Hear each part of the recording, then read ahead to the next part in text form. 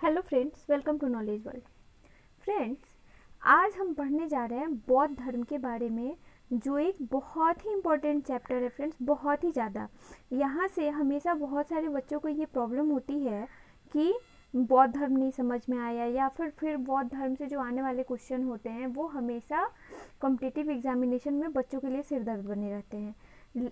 आज हम लोग बौद्ध धर्म के बारे में पूरे डिटेल के साथ जानेंगे कि बौद्ध धर्म में आखिर क्या था, क्या हुआ था, कैसे बौद्ध धर्म का उदय हुआ, जो जैन धर्म का उदय हुआ वो क्यों हुआ, कैसे हुआ, इन सब बातों के बारे में हम लोग जानेंगे।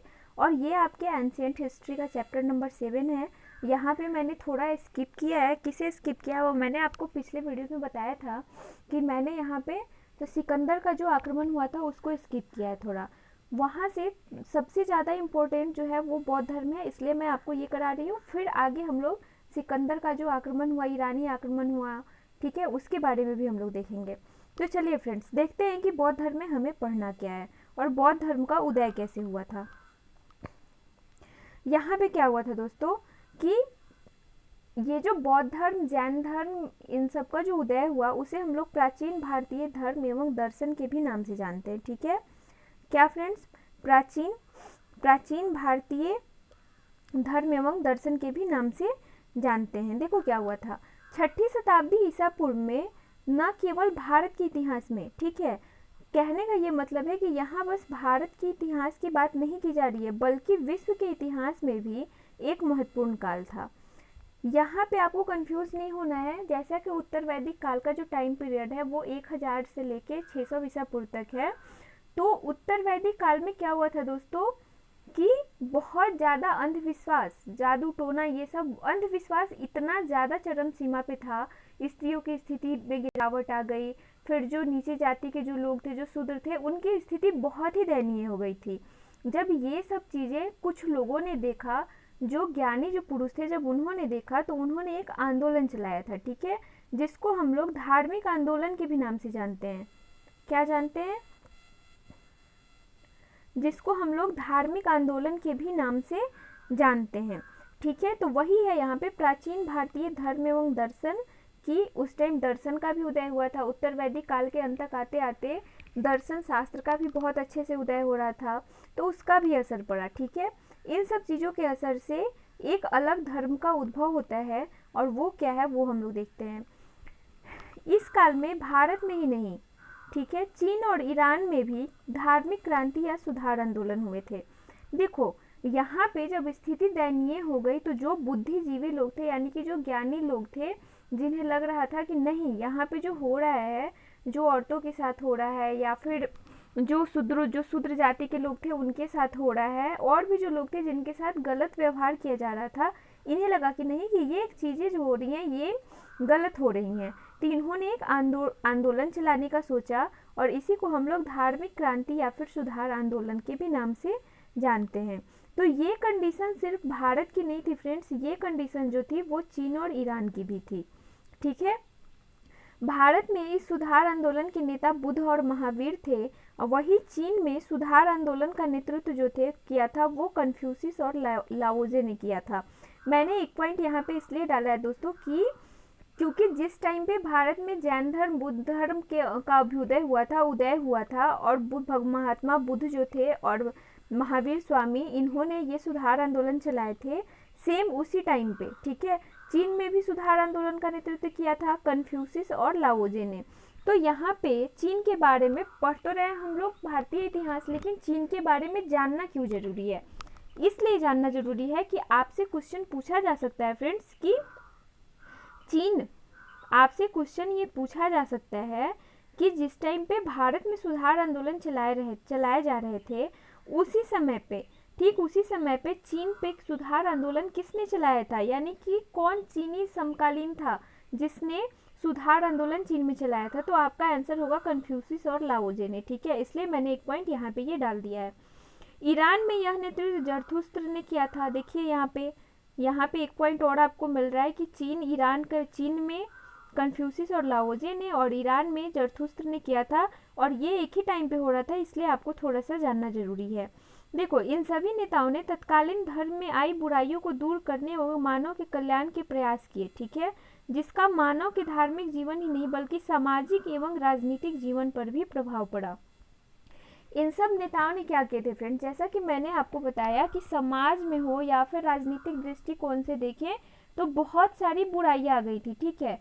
जो विद्वान थे उनकी स्थिति जो है वो उनकी स्थिति में गिरावट आ गई, और जो लोग थे जैसे कि लालच बढ़ गया, जो मंत्री लोग थे वो लोग लालच में आ गए थे, तो ऐसा सामाजिक के साथ साथ राजनीतिक स्थिति भी बहुत अलग हो गई थी, ठीक है, उनमें गिरावट आई थी।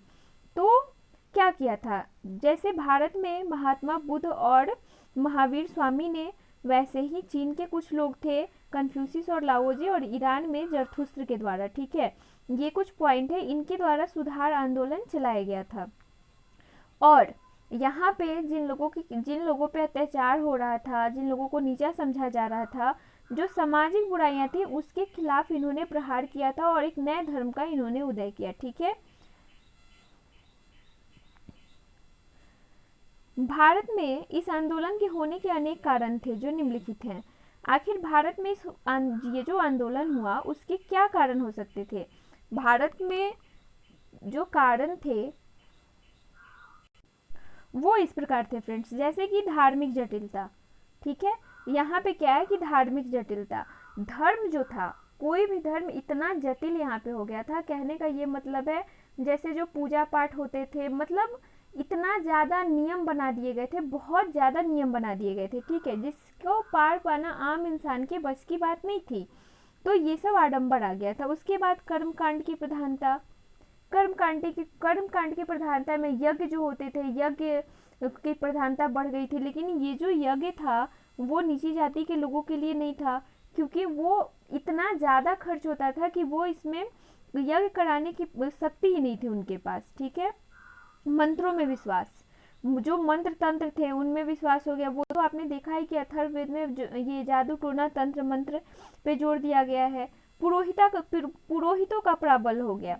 यहाँ पे एक चीज, ये जो पॉइंट है फ्रेंड्स, पुरोहितों का प्राबल्य, ये बहुत इंपॉर्टेंट पॉइंट है, और यहीं से ये जो चेंजिंग आया है यहीं से आया। देखिए फ्रेंड्स क्या हुआ था, क्योंकि यज्ञ की प्रधानता बढ़ी, कर्मकांड की प्रधानता बढ़ी, धर्म जो है वो जटिल होता चला गया, तो क्या होगा, पुरोहितों की प्रधानता ही बढ़ेगी। पुरोहितों को, जो पंडित होते थे, जो ब्राह्मण होते थे, उन्हें इतना आदर सत्कार दिया गया, ठीक है, और जो यज्ञ करवाते थे वही करवाते थे। और ये जो पुरोहित होते थे, जब इन्होंने यज्ञ करवाना शुरू किया आगे चल के, तो उसके बदले में इन्हें बहुत सारा धन भी चाहिए होता था, इसलिए यहाँ पे जो आम जनता थी उनके पहुंच के बाहर ही लगभग हो गया था यज्ञ, ठीक है। उसके बाद संस्कृत की प्रधानता। देखिए फ्रेंड्स, संस्कृत का ऐसा वैसे पड़ा क्योंकि संस्कृत जो लैंग्वेज है वो सबको पता है कि थोड़ा हार्ड लैंग्वेज है, और यहाँ पे जो पुरोहित होते थे या फिर जो बड़े लोग होते थे बस वही संस्कृत को पढ़ सकते थे, या फिर वो मंत्र का जो जाप होता था वो सब कर सकते थे। लेकिन संस्कृत आम जनता की तो भाषा थी नहीं, जब आम जनता की भाषा नहीं थी तो आम जनता में इसके प्रति रोष उत्पन्न होने लगा। जैसे जैसे संस्कृत की प्रधानता बढ़ती गई, आम जनता में इसके प्रति रोष उत्पन्न होने लगा, और ये भी बहुत बड़ा कारण था, ये जो धार्मिक आंदोलन हुए हैं भारत में उसका। वर्ण व्यवस्था में विषमता एवं तनावपूर्ण सामाजिक वातावरण, ठीक है। वर्ण व्यवस्था के बारे में तो मैं आपको शुरू से बताती चली आ रही हूँ कि ऋग वैदिक काल तक ठीक था, लेकिन ऋग वैदिक काल के 10वें मंडल में, कब, यहाँ पे एक फैक्ट है फ्रेंड्स, मैं बार बार बोल रही हूँ कि जब भी फैक्ट्स बोलूँ आप एकदम दिमाग में बैठा लेंगे, ठीक है। ऋग वैदिक काल के 10वें मंडल में जैसे ही वर्ण व्यवस्था का वर्णन किया जाता है, ठीक है, वैसे ही क्या होता है उसके आगे चल के उत्तर वैदिक काल में वर्ण व्यवस्था पूरे चरम सीमा पे होती है, और आगे जब आप देखेंगे महाजनपद काल ये सब, तो उसमें वर्ण व्यवस्था का बहुत ही बुरा हाल है, क्योंकि नीची जाति के लोग को हमेशा से हीन भावना से वहाँ पे देखा जाता था, ठीक है। वर्ण व्यवस्था में विषमता और तनावपूर्ण सामाजिक वातावरण था, यहाँ पे उपनिषदों का प्रभाव। लेकिन यहाँ पे एक चीज अच्छी हुई थी फ्रेंड्स, कि यहाँ पे क्या हुआ था कि उपनिषद 6ठी शताब्दी ईसा पूर्व में क्या हुआ था फ्रेंड्स, कि उपनिषद की रचना हुई थी, और ये जो उपनिषद होते हैं वो दर्शन से प्रेरित होते हैं, ठीक है। तो जब उपनिषदों की रचना हुई और लोगों ने जब पढ़ना शुरू किया तो उनके अंदर एक भावना आई कि नहीं, ये सब जो हो रहा है वो गलत हो रहा है, हमें इसे ठीक करना होगा, ठीक है। इसके बाद बौद्धिक जागरण होता है, और जब उपनिषदों का प्रभाव पड़ा, लोगों ने जानना शुरू किया, तो लोगों के जो वो अंदर के जो मन होते हैं ना, वो खुलने लगे, और फिर इसके बाद में बौद्धिक जागरण होता है, जिसके फलस्वरूप भारत में ये धार्मिक आंदोलन शुरू किए जाते हैं, ठीक है। इस प्रकार विभिन्न धार्मिक, आर्थिक एवं सामाजिक कारणों के चलते धर्म सुधार आंदोलन प्रारंभ हुआ तथा बौद्ध एवं जैन धर्मों का जन्म हुआ, जिसने भारतीय इतिहास, साहित्य एवं कला को काफी प्रभावित किया था। फ्रेंड्स, बहुत ज्यादा इसने प्रभावित किया था। वो कैसे किया था वो मैं आपको बताती हूँ। ये जो आप देख रहे हैं फ्रेंड्स, ये जो है ये थोड़ा सा आपके लिए इंट्रोडक्शन था कि आखिर ये जो बौद्ध धर्म, जैन धर्म का जो उद्भव होता है, उदय होता है, वो क्यों होता है। कोई ना कोई तो वजह रही होगी, तो ये वही वजह थी। ये कुछ वजह हैं जो आपके एग्जाम में, अगर आप यूपीएससी बीपीएससी देने जा रहे हैं तो आपके मेंस में ये काम आ सकते हैं। आप इसको डिटेल में लिख देंगे पॉइंट को, तो आपको अच्छे खासे मार्क्स आ सकते हैं, ठीक है। अब हम लोग देखेंगे सबसे पहले भगवान बुद्ध एवं बौद्ध धर्म।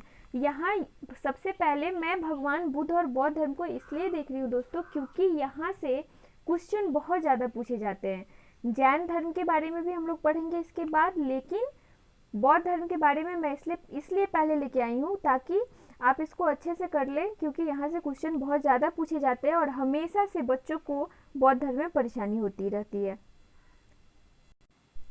यहाँ पे देखिए, धार्मिक सुधार आंदोलन के फलस्वरूप जिन धर्मों का उदय हुआ, उनमें सबसे प्रमुख जो था फ्रेंड्स, वो था बौद्ध धर्म, ठीक है। इन धर्मों में सबसे प्रमुख बौद्ध धर्म था। जैन धर्म हुए, बौद्ध धर्म हुए, आगे चल के वैष्णव, शैव धर्म, बहुत सारे धर्म का उदय हुआ, लेकिन सबसे ज़्यादा जो प्रसिद्ध हुआ वो कौन हुआ, वो बौद्ध धर्म हुआ, ठीक है। बौद्ध धर्म के संस्थापक गौतम बुद्ध थे, जिनका जन्म 563 ईसा पूर्व में कपिलवस्तु में, जो पिपराहवा के निकट है, नेपाल की तराई में अवस्थित लुम्बिनी, जिसे रुमिनदेई के भी नाम से जानते हैं, रुमिनदेई में हुआ था, ठीक है। तो सिंपल क्वेश्चन, कभी आपको रुमिनदेई भी मिल जाएगा या फिर आपको लुम्बिनी, या फिर ये कहाँ पे है, तो ये है कपिलवस्तु के निकट, ठीक है। और ये स्थित कहाँ है फ्रेंड्स, ये क्षेत्र, तो ये नेपाल की तराई में स्थित है, ठीक है। इनके बचपन का जो नाम था वो था सिद्धार्थ, पिता का नाम सुधोधन, और ये कपिलवस्तु के शाक्य वंशीय शासक थे। यानी कि जो इनके पिता थे वो कपिलवस्तु के शाक्य वंशीय शासक थे, और ये जो सिद्धार्थ है फ्रेंड्स, जो आगे चलकर भगवान बुद्ध के नाम से प्रसिद्ध हुए हैं, ये वहाँ के राजकुमार थे, ठीक है। माता का नाम इनकी माया देवी था, और कौशल राजवंश की ये कन्या थी। यानी कि आप देख रहे हैं कि इनका जो संबंध है, भगवान बुद्ध का जो संबंध है, वो किससे संबंधित है, भगवान बुद्ध एक राज परिवार से संबंधित थे, फिर भी इन्होंने एक सन्यासी का जीवन बिताया था, ठीक है। सिद्धार्थ के जन्म देने के 7वें दिन ही उनकी माता का देहांत हो गया। यानी कि माया देवी का देहांत कब हो गया, यानी कि माया देवी की डेथ हो गई, मर गई है, जब सिद्धार्थ मात्र 7 दिन के थे तभी। बाद में उनकी सौतेली माता, जो उनकी मौसी भी थी, महाप्रजापति ने उनका पालन पोषण किया। यहाँ पे महाप्रजापति आप गौतमी भी लिख सकते हो, इनका पूरा नाम महाप्रजापति गौतमी था, ठीक है। उसके बाद देखिए फ्रेंड्स, यहाँ पे एक बात है कि ये जो गौतम बुद्ध थे, ये शुरू से राजकाज में इनका मन नहीं लगता था, तो इनके पिता बहुत सारी कोशिश करते थे, हमेशा इनको अच्छे से अच्छा खाना परोसना, फिर अच्छे से कपड़ा, मतलब हर वो संभव कोशिश करते थे कि इनका मन जो है गौतम बुद्ध का, वो कामकाज में लगने लगे, लेकिन ऐसा कभी हुआ नहीं, ठीक है, ऐसा कभी हुआ नहीं। और लास्ट में उन्होंने क्या किया कि गौतम बुद्ध की शादी उन्होंने मात्र 16 वर्ष की आयु में कर दी, ठीक है। सुधोधन जो है इनके पिता, उन्होंने गौतम बुद्ध की शादी मात्र 16 वर्ष में कर दी, ताकि इससे भी ये राजकाज में रुचि लेने लगे, लेकिन फिर भी ऐसा नहीं हुआ। और इनकी पत्नी का नाम था यशोधरा, जो रामग्राम की कोलीय वंशी राजकुमारी थी, ठीक है। इनकी पत्नी का नाम यशोधरा था, जो रामग्राम की कोलीय वंशी राजकुमारी थी, और पुत्र का नाम इनके राहुल था। तो ये कुछ पॉइंट हैं जहाँ से हमेशा कुछ क्वेश्चन पूछे जाते हैं, ठीक है। तो इस पॉइंट को आप एकदम ध्यान में रखेंगे, याद रखेंगे, क्योंकि ये बहुत ही कॉमन पॉइंट है, और यहाँ से आपको बीपीएससी में भी क्वेश्चन पूछा जा सकता है, यूपीएससी में पूछा जा सकता है, या फिर आप एसएससी की देने जा रहे हैं, दरोगा, कोई भी एग्जाम देने जा रहे हैं, तो आपको यहाँ से क्वेश्चन मिलेगा ही मिलेगा, ठीक है। यहाँ पे क्या हुआ, विभाव तथा वैभव का सिद्धार्थ के वैरागी मन पर कोई असर नहीं हुआ और एक दिन भ्रमण करते समय एक वृद्ध व्यक्ति, एक रोगी, एक मृतक और एक सन्यासी को उन्होंने देखा।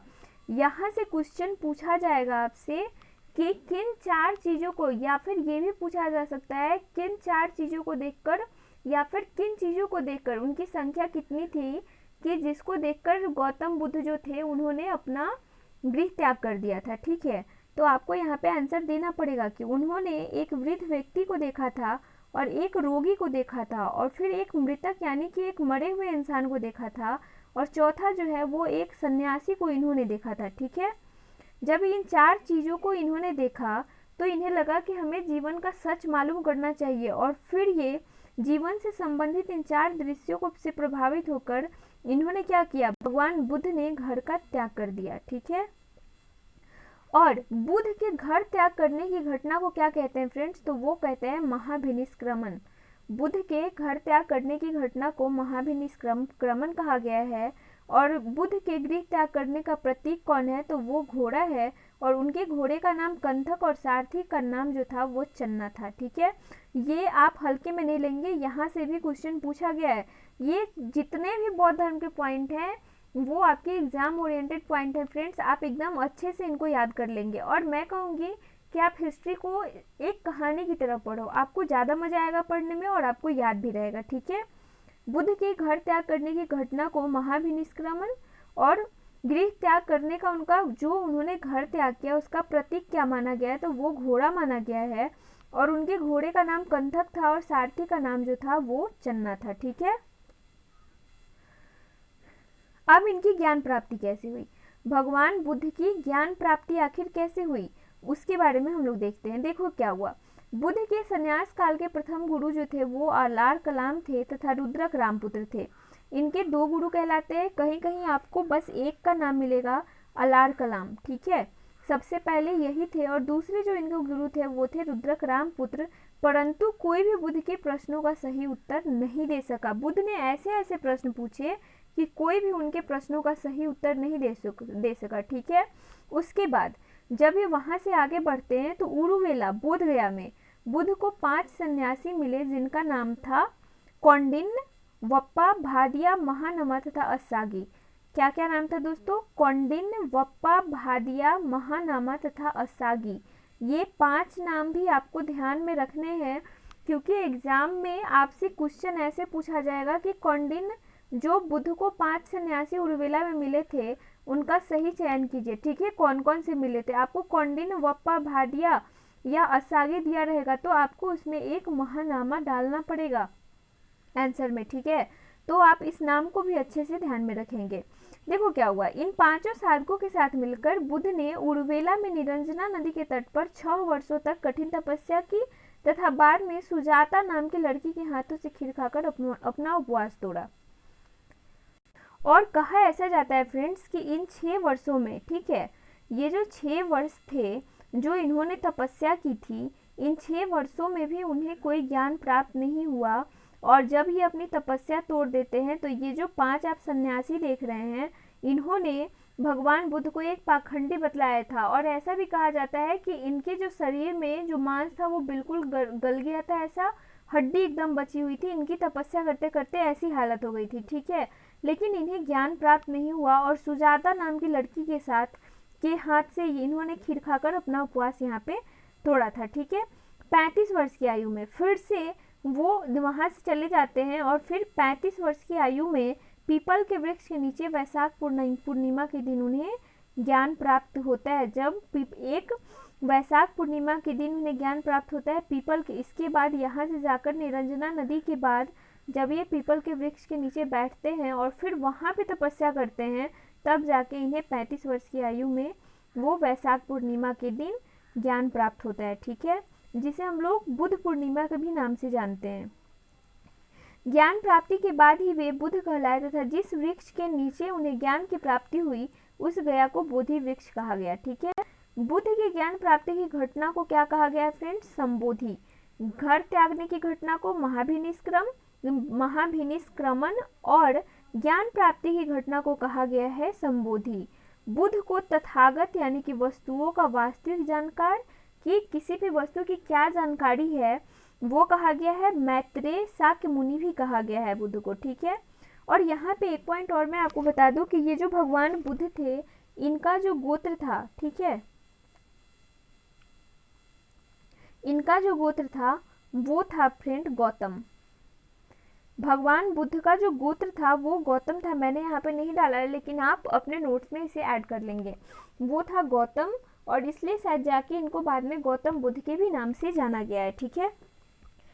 अब देखिए यहाँ पे क्या है, धर्म चक्र परिवर्तन। धर्म चक्र परिवर्तन, बुद्ध ने अपने ज्ञान का प्रथम प्रवचन ऋषभपत्तनम सारनाथ में दिया था। ये ऋषभपत्तनम, ठीक है, ये ऋषभपत्तनम जो आप देख रहे हैं फ्रेंड्स, ये ऋषभपत्तनम का आज का जो नाम है वो सारनाथ है और इसी सारनाथ का जो पुराना नाम था वो था ऋषभपत्तनम। और कहीं कहीं आपको ऋषभपत्तनम भी लिखा मिल जाएगा, तो इसमें आपको कंफ्यूज होने की ज़रूरत नहीं है, दोनों बात एक ही है, ठीक है। या फिर सारनाथ भी अगर आए एग्जाम में तो वो भी सेम ही है, क्योंकि ऋषभपत्तनम का ही अब नाम सारनाथ रख दिया गया है। और बुद्ध के प्रथम उपदेश देने की घटना को ही धर्म चक्र परिवर्तन कहा गया है दोस्तों।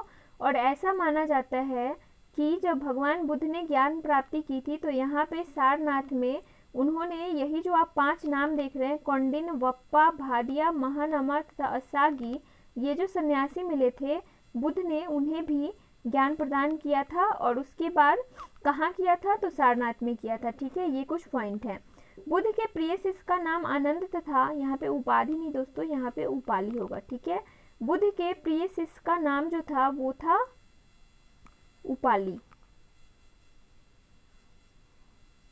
उपाली, ठीक है।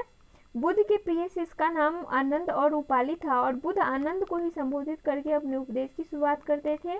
और आनंद के कहने पे ही बुद्ध ने स्त्रियों को संघ में प्रवेश दिया था। पहले जो बौद्ध संघ जितने भी बनाए गए थे उनमें स्त्रियों का प्रवेश वर्जित था फ्रेंड्स, लेकिन आगे जाके भगवान बुद्ध ने आनंद के कहने पे, जो उनका सबसे प्रिय शिष्य था, उनके कहने पे स्त्रियों को भी प्रवेश यहाँ पे दिया था, ठीक है। और बौद्ध संघ में प्रवेश पाने वाली सबसे पहली महिला जो थी फ्रेंड्स वो महाप्रजापति गौतमी थी, ठीक है। महाप्रजापति गौतमी, ये नाम आपको याद आ रहा होगा कि ये गौतम बुद्ध की सौतेली माता थी, यानी कि उनकी मौसी भी थी। और सबसे पहले बौद्ध संघ में इन्होंने ही प्रवेश लिया था। महापरिनिर्वाण, देखिए फ्रेंड्स क्या हुआ, 483 ईसा पूर्व में 80 वर्ष की आयु में कुशीनगर, जिसे हम लोग कुशीनारा के भी नाम से जानते हैं, कुशीनगर जिसे हम लोग कुशीनारा के भी नाम से जानते हैं, नामक स्थान पर चुंद नामक एक कर्मकार के हाथों क्या हुआ था, भोजन करने के उपरांत गौतम बुद्ध की मृत्यु हो गई।